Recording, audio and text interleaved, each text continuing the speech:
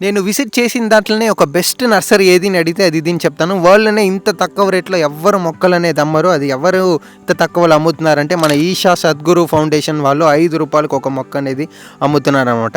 Kaveri calling అనేసి చెప్పేసి మనకి రకరకాల మొక్కలు 40-50 రకాల మొక్కలైతే మనకి కావేరి కాలింగ్ అనేసి చెప్పి చాలా అంటే చాలా తక్కువ రేట్‌లో ఇస్తున్నారనమాట. ఒక మనిషి పుట్టి ఒక చెట్టుని చంపుతారు కానీ ఒక మనిషిగా పుట్టి చెట్లని పెంచాలని చెప్పిందే మన సద్గురు గారు.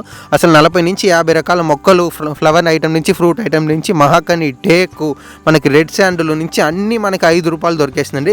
ఇంత తక్కువ రేట్ అనేది ఎక్కడ దొరకదనమాట.